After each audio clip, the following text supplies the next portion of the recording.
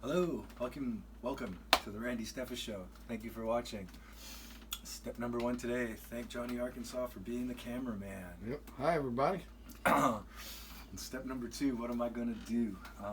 This thing has been sitting for a week since I put it back together, taking the neck on and off it about 3 or 4 times to get there. And the next day when I woke up, actually, I was horrified because it had dried out some more, and this had a bad fret buzz that's mostly gone, which I think I can get rid of by lifting up this bridge a little bit. Been doing some further inspecting, and just because I had it taped when I was doing most of the polishing, they need a little bit of a touch up. My end work is terrible, but I don't have a fret end dressing file, but it plays good for now, and that's like probably going to take me 6 hours to fix. So look forward to 6 hours of a curmudgeon filing fret ends until he gets them to look like they're supposed to, but they play good. And the crown is good. This thing has almost zero action on it. There's just the tiniest bit of, I can just feel the tiniest bit of, what do you call that again? Relaxation in the neck, just a bit.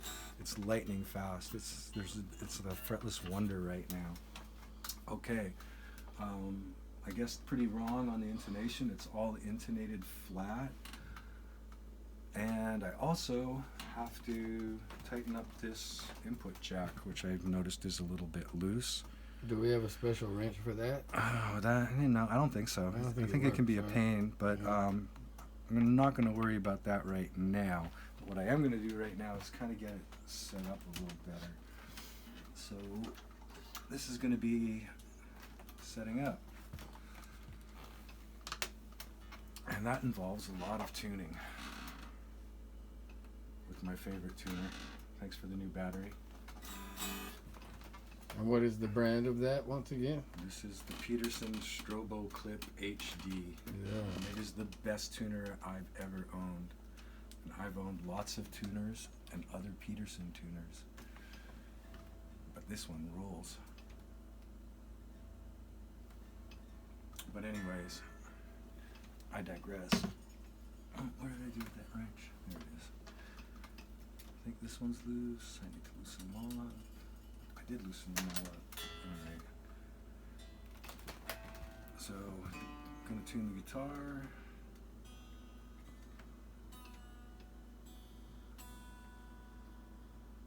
Disclaimer, I played this guitar moments ago and found no issues with it whatsoever. You thought it was awesome, right? I thought it was just fine. It's not broke no more, is it? So I don't know what's going on here. I'm with you. I'm checking my People harmonic. at home, I don't know what's happening. I'm dialing in my harmonic.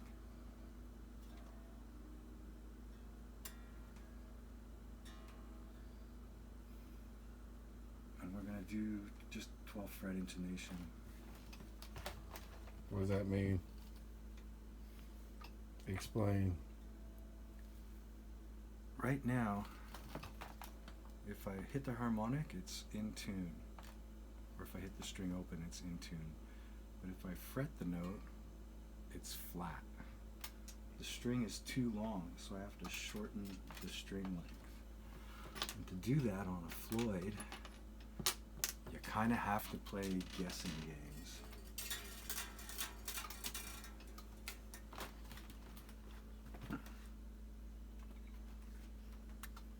Where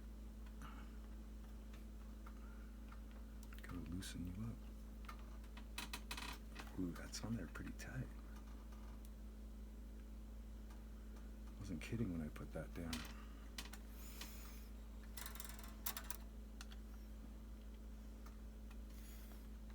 And that's pretty much as far as it goes, so I'm gonna have to move it to a different hole.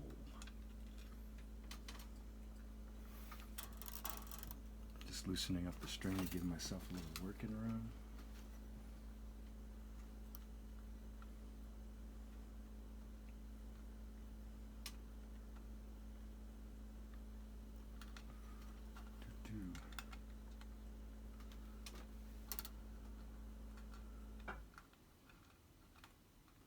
Where do I go to watch all these videos?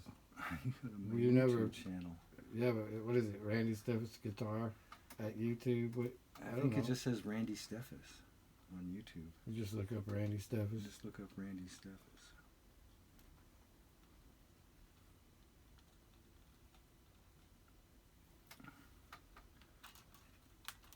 I'm gonna start. It's got a pretty good grip on that thing. Just see where it's at. I'm not sure what you're doing. I'm moving it. I took out this screw. There's 3 holes here. There's 1, 2, 3 holes. I had it in the furthest back hole, so the saddle is further back towards the butt end of the guitar. So now I've moved it this way. That's shortened the actual overall length of the string, and hopefully got the intonation dialed. But probably I have to do this like multiple times. On most guitars, this is a simpler process. On your typical Fender Strat or a Gibson, you do it with a screwdriver and you can move it back and forth. But Mr. Floyd's design is a little bit of a guessing game. So you tune.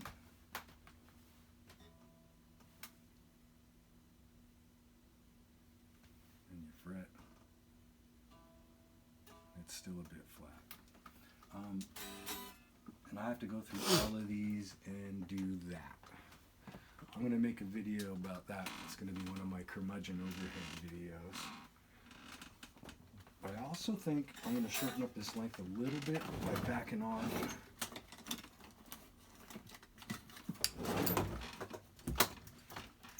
these guys a bit. If you look at this sucker right now, the trem is kind of parallel with the body.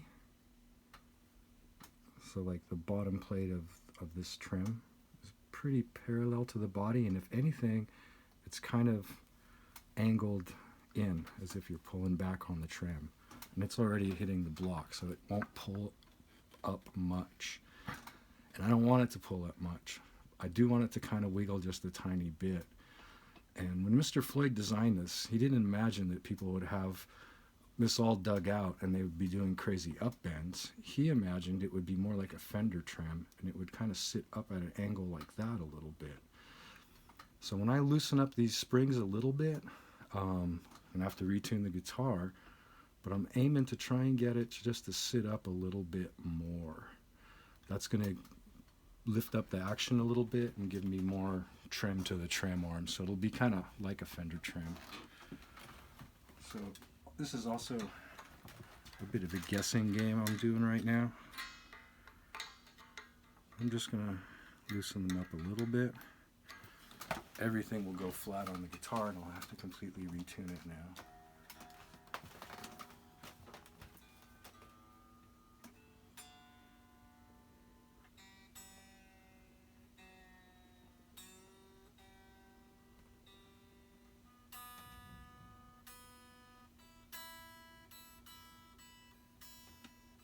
And every time I make one of these little adjustments, I will retune the guitar.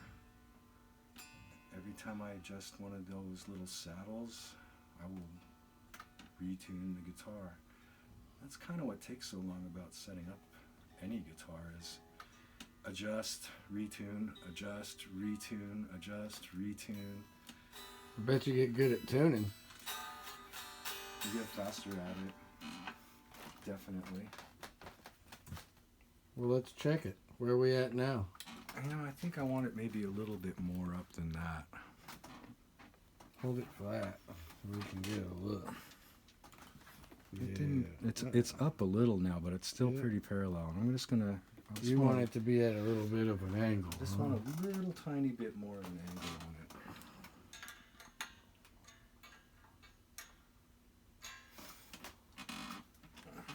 And retune the guitar.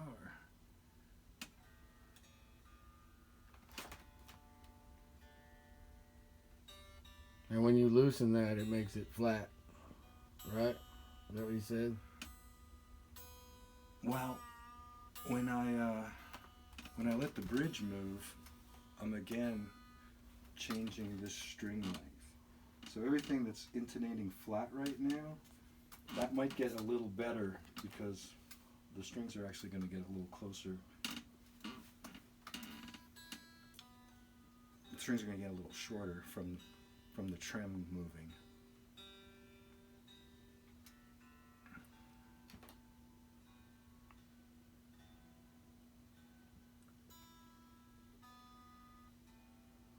What are these curmudgeon videos you're talking about? They're going to be videos where like I don't have a cameraman at all.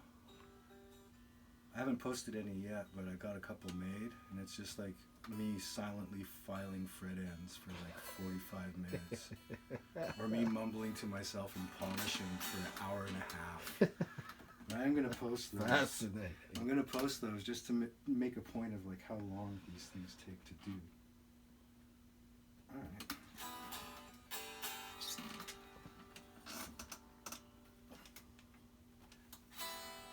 Let's take a look, see what we did. See, now it's just got a tiny bit. It's still pretty parallel, but now it's just a tiny bit Yeah, you can see that. that way. So that's moved this the way I want it to go anyways, because it's intonating flat, so I need this to get shorter, which you do by adjusting these little saddles. Get your Steve Vai on a little bit.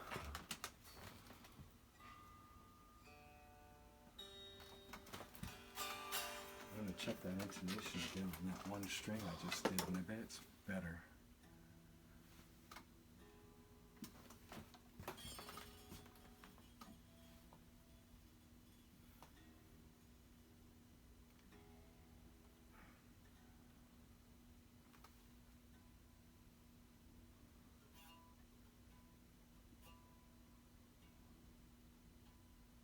It's better, but it's still a little flat.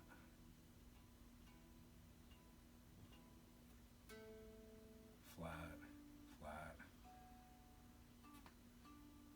flat. The string's too sharp for me to tell.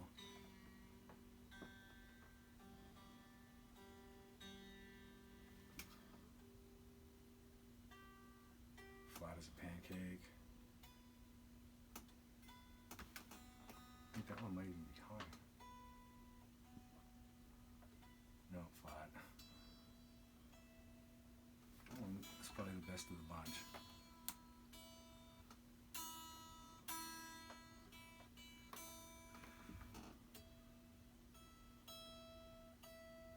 Flat as a pancake. So yeah, these guys all are going to move substantially this way. Are you gonna move the other, that same string again? Yeah, You gotta move it too? They all gotta move, and it's a guessing game, and a lot of tuning and retuning and tuning and retuning.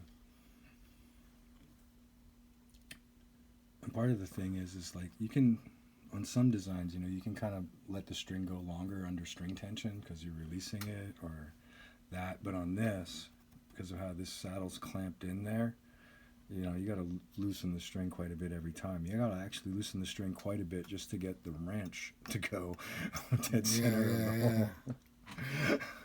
So it's detune, tune, tune, detune, tune, tune, tune, tune, detune, tune. Seems like a royal pain in the ass. Yeah, you know, there was a reason when I was working at good old Subway Guitars that all the Floyds came my way. I was the only one that had the patience. With the fat dog? Yeah, shout out to the fat dog and all the Subway people. So, all you metal kids at home that think it's so cool to have a Floyd Rose, think again. I think it's worth it, but yeah, this is what you gotta learn how to do. It's not all cherries and nuts working on a Floyd. It is not all cherries and nuts working on a Floyd. Because on the Mean Mistreater, I just throw a string on it all haphazardly and just get to rocking.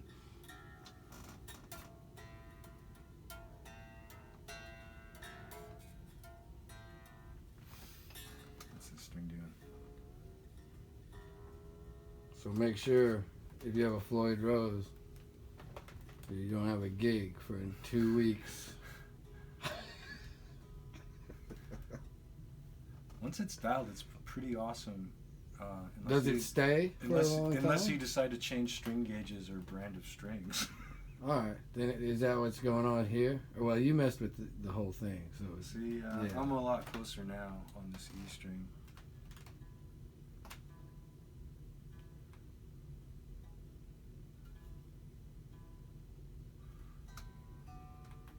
But this will stay this way for a while if you just keep everything regular. Once I get it intonated, it will it'll stay for quite a while. I'll make sure that I put the same Boomer 9-gauge strings on it every time. And yeah, sometimes a set of strings will throw intonation out like you wouldn't believe.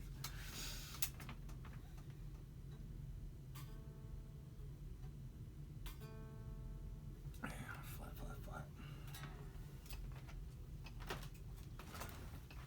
Flatty, flat, flat, flat, flat, flat.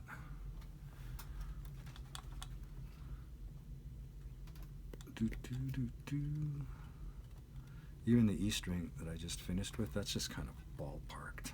It's not really dialed in, but I'll kind of ballpark them, and then I'm setting this one just a little bit shorter than this one, and that's because that's normally how they end up looking.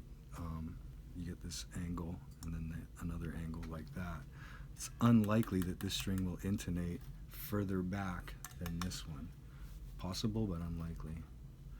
And then there's probably something weird going on with the string. Although, I don't know, some guitars, man, the intonation is, I can't explain it.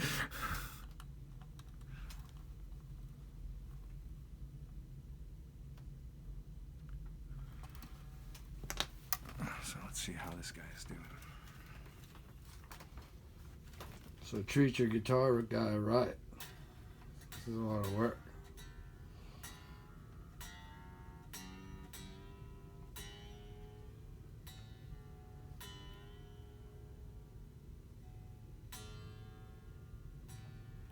It's some work, man.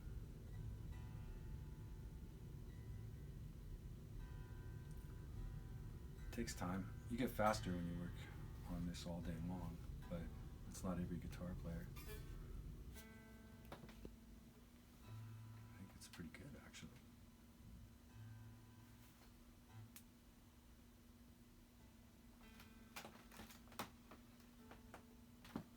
Pretty good. Pretty good, pretty good. Again, I'm just going to do a quick rough in here. How much time we got on this video, John? About 18 minutes. Yeah. Which is pretty good, honestly. Because if I was trying to do this, it'd be all day affair. I'd have to take it over to Matt at 30th Street to fix it. Because I would get frustrated.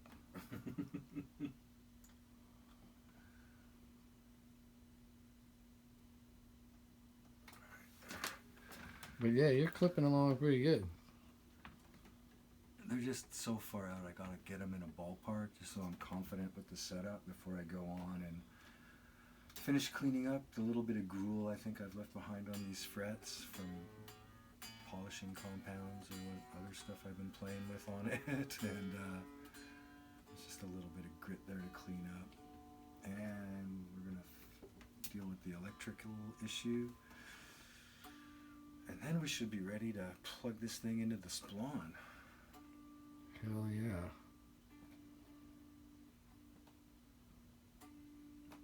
Everyone at home should have a Splon I wish I had an amp right now to check out their guitars with. I think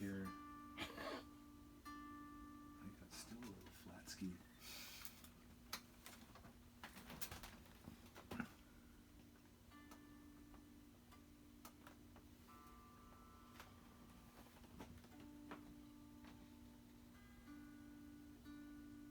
Still a little flat ski, and I can't get any more without moving it another hole.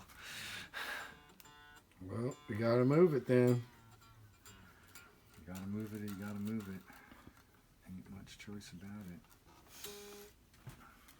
You want to talk a little bit about your new series, Why I Love This Guitar, coming out? Well, we did you in the prototype episode. That's out. I posted The that. pilot. I'm working on who's going to be episode 2. I want to be episode 3. Who do you have in mind for episode 2? I've been talking to a couple of friends. Maybe our buddy Utaka. Oh, you talking Takahashi? Yeah. Hell yeah. He's got some guitars he loves. I've also been talking to my friend Dirty Kurt. I definitely got to get him to do my show. I'm excited Why I about love that this one. guitar show. Super excited about the Dirty Kurt. Yeah. I also want my friend Rez to do one. I talked to him a little bit.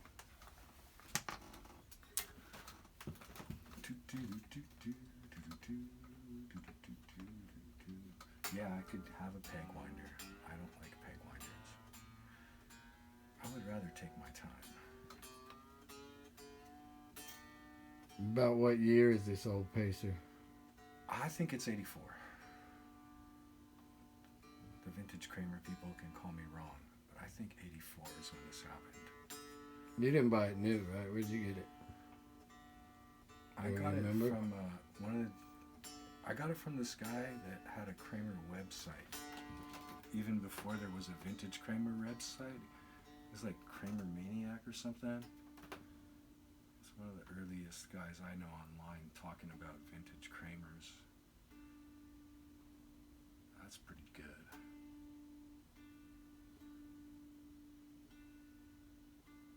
Maybe just a smudge flat. Do.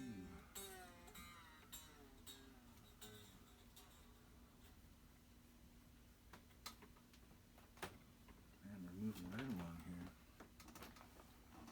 So if there's any parents out there, this is probably not like a beginner guitar. I would say you wouldn't want to like go straight for something like this, right? I You know, see. for your kid, you know, to get some lessons. Actually, I disagree completely. Yeah, you think go right for the all of this bells and whistles. Like, if your kid wants to play dive bombing metal solos,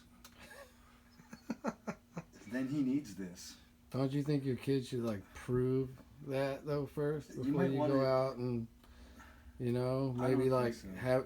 maybe like listen into his bedroom I and don't see if think you're so. hearing any dive bomb stuff I don't before think you so. run out and get one of these. I think You say go right for it. if your kid is interested in playing guitar, you should go all the way past all those cheap import things and buy him like a $2,000 to $3,000 professional instrument, and make sure it's the kind that he wants to play for the kind of music that he wants to play. And the worst case scenario is you'll take a little bit of a hit when you sell it, as opposed to having a piece of junk guitar sitting around your house for years that nobody plays and nobody wants to play and nobody will ever play because it's a piece of junk. Don't buy him a little kid guitar. I don't care if he's 2 years old, buy him a full-size instrument, because if it's a toy, you'll treat it like a toy. Well, I agree there. I'm with you there. That's You true. know? If it's a really little kid, I'll put a capo on the 12th fret and we'll just start with these. I got you. I don't know. We might disagree on going straight for the Kramer full-out Pacer, though. I mean, there's some other options out there. That'll get it done. Yeah, there's some great inexpensive guitars. I'm very fond of Yamaha Pacificas. They're very inexpensive and really good quality for the price. Well, Johnny Pat's got that. Shout out to Johnny Pat. He's got that Ibanez, and it's not crazy expensive, is it? It's pretty much a dive bomber, He's a dive bomber, man. and it does all right.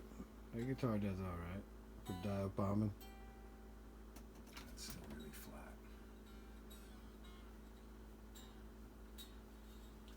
How much are those? Like those Ibanez, those I don't know. I like don't know those what- Floyd Rose Ibanez things. Like, they make some stuff you can get into pretty inexpensive. Yeah, they're not. I mean, they're not $3,000. Well, they also make $3,000 Floyd Rose guitars, right? Yeah. Yeah. I'm sure everybody makes one of those. I bet.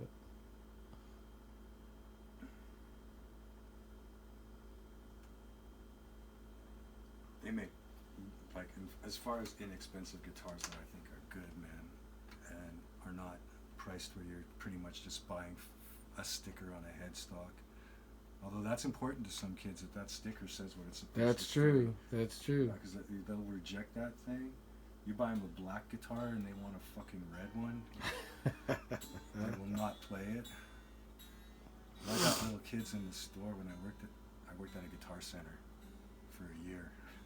But when I got little kids in the store around Christmas time, and their parents are asking them, they don't know. They just brought the kid to the store to buy him a guitar. And so, I started talking to the little kid all the time. And the first question I would ask a little kid is, what's your favorite color? And then I just go find that color guitar. Smart. Yeah. Still a little flatsky.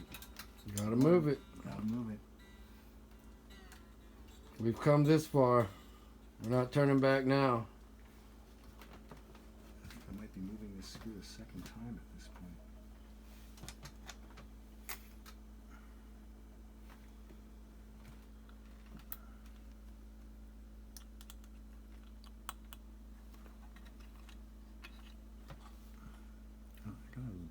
Let's see if that'll do it. If this doesn't do it, then I gotta move the screw up a hole.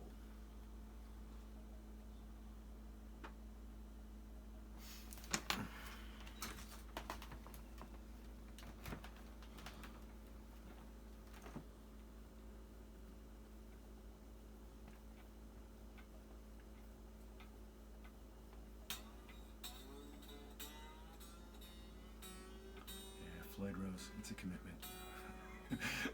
Yeah, I wouldn't go for it. You know.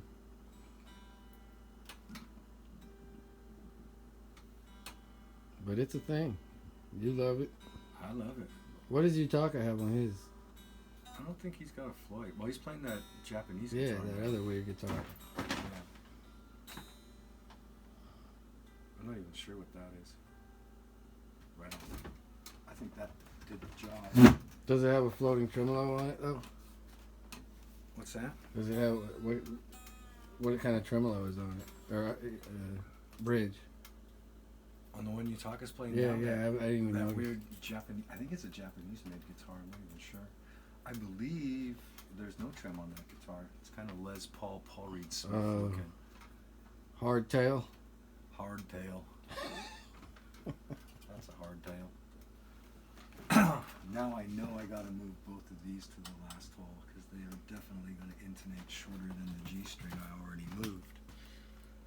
So I'm gonna move them both.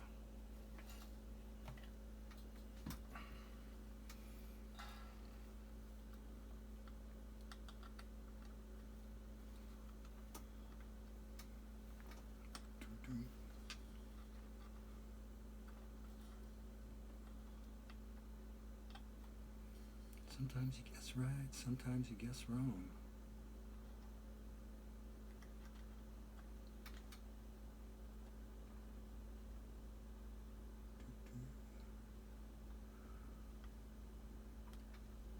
Something like that.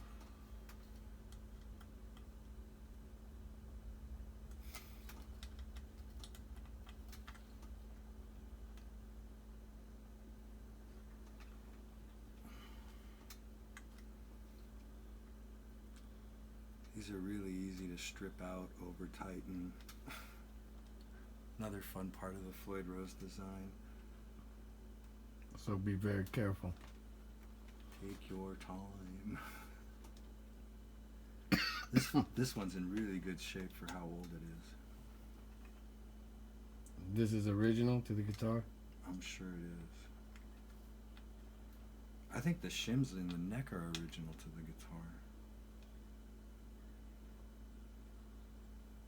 I don't think there's anything unoriginal on this guitar. I think it's dead fucking stock the way it came.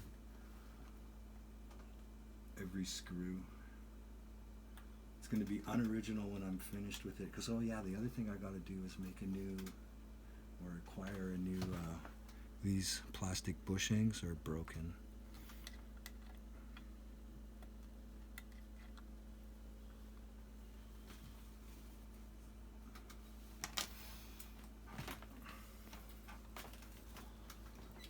bushings on the tremolo arm are broken. I think I'm going to make those out of a bread tie if I can find one of those big bread ties. One of those plastic things that clip your loaf of bread back together. Oh, one of those? Yeah.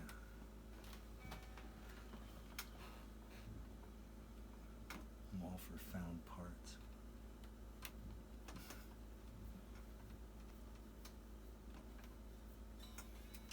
And retune the guitar.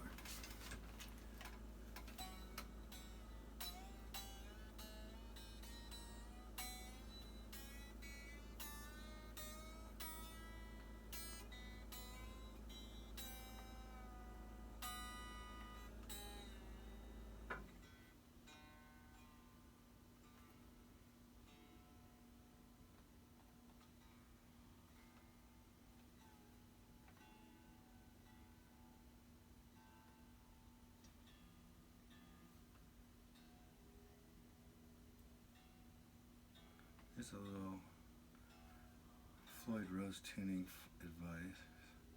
People get in trouble tuning these things all the time. But I don't normally do this, but it's something that helps some people, is to go E string to the E string, then the B string to the A string, and then the G string to the D string. I think it sounds better.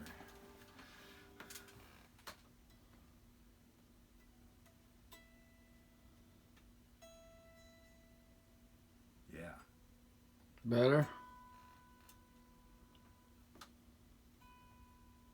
Just by ear.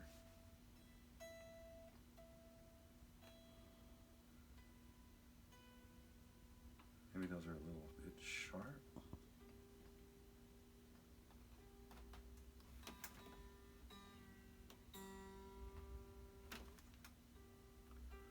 Anyways, I'm gonna call that a day. It's close enough now that if I make any other adjustments, I'm not screwing myself around. I like the way it's playing. And take a look right there. Shortening the strings, we've lost some tension, so it's pulled back. I see that. Yeah. I was going to ask. Which is why I want to get these into a more of a ballpark. And yeah, this is more tweaking to get it where I want.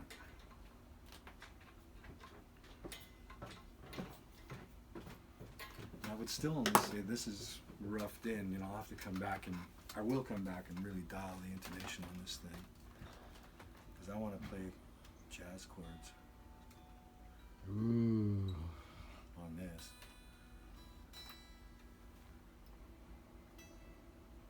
Still a little flat. A little sharp. Pretty good.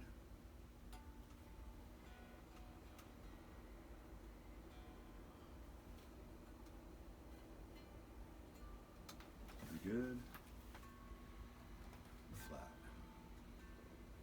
Not good.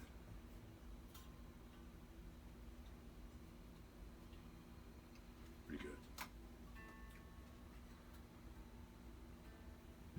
That one still sucks. We're back at pitch, and I still want more angle on this. So we're gonna do that again.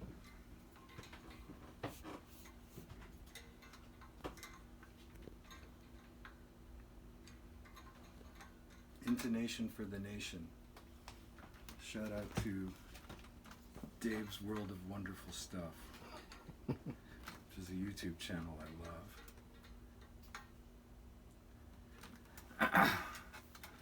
He always says intonation for the nation.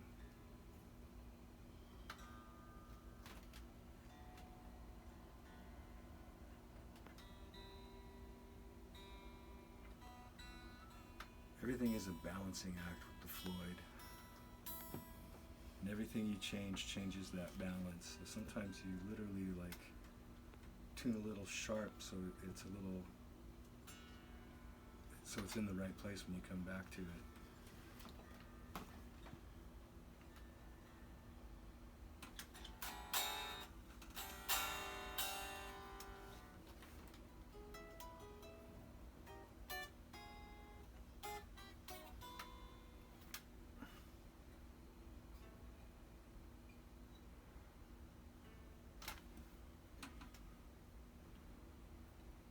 Still want a little more on that. No, I don't want to take out another spring. I don't like two springs. Some people like two springs. It's spongier. I don't want spongier. Some guys that really want to do like stunt guitar, Floyd Rose stuff, two springs. Way to go. That bar will go nuts for you. You just hit the body and it'll go. That's fun.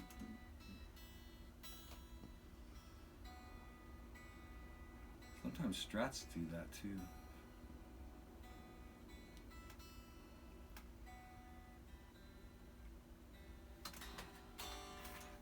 Yeah, that sounds pretty good. Yeah.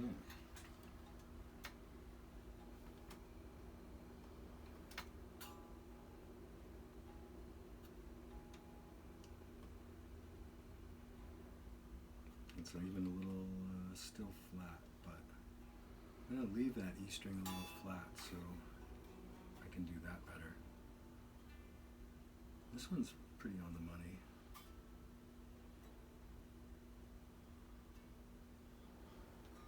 This one's bugging me.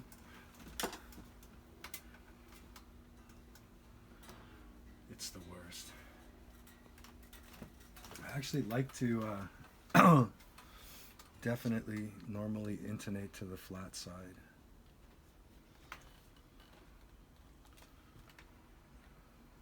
So you don't want it to be sharp ever. Well, I have not the worst heaviest hand, but I want to be able to dig in and not just go sharp as mental. Some people like to do particular strings, like intonate the low E string because it seems to be the biggest problem as far as going sharp, from how you might be fretting it with your thumb or something.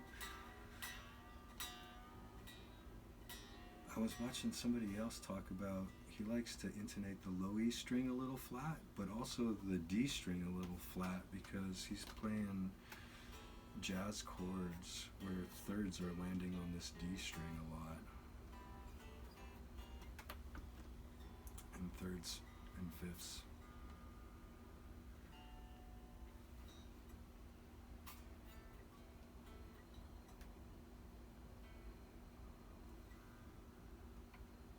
Should have an amp for this. It would be easier if I could hear a little better.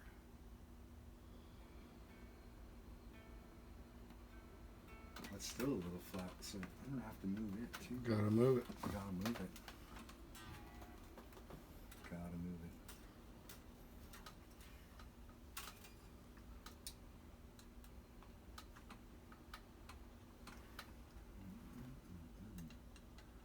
Gotta move it.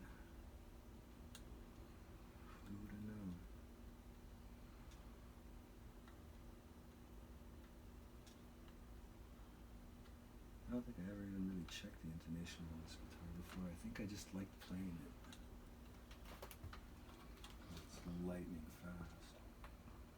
Well, I wouldn't have known anything was wrong with it if you didn't tell me. I thought it was fine when I was jamming it. Oh, just now, A today? little while ago, yeah. Yeah.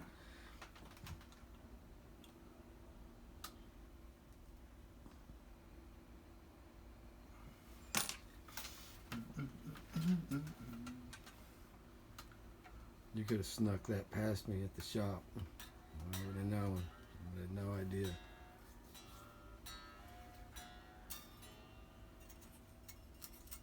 If I took this guitar to a shop and it came back to me in its current state, I would never go to that shop again.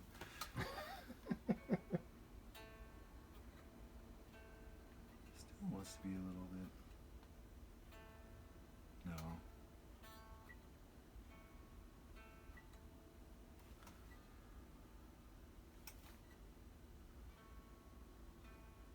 That's pretty on. It's dead on the tuner.